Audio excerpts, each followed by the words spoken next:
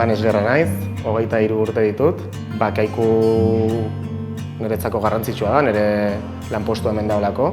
Aurreko belaunaldiek asko erakutsi didate. Lehenengo aldia honea etorri nintzala, duela 3-4 urte izango ziren, Victor Gerrarekin etorri nintzen. Prozesu guztiak ikusi eta fabrika honek duen garrantzi erakutsi zidan. Enpresa zerotik sortu zuten nire aitonak eta bere anaiekin. Familia oso humil batetik zetozten eta lan gogorrarekin aurrera ateratzea lortu zuten. Hirugarren belaunaldiak beti presio hori daka ez, esate dutena lehenengo belaunaldiak enpresa sortze duela, bigarrenak handitzen duela eta hirugarrenak diena pixkat dena estropeatze dutenak. Pentsatzea gustatuko litzateke, horrela ez dela izango. GH ja tamainu interesgarri badaka, azken urte hauetan asko hazi gara enpresa bezala. Askotan komentatu dut GH ez dela enpresa familiarra guretzat bakarrikan, baizik eta hemen hirugarren, bigarren generazioko langile pilo bat daude. Eta horrek harrotasunez betetzea zaitu ere, azkenen konturatzen zea gauzak oso ondo egiten nahi diela.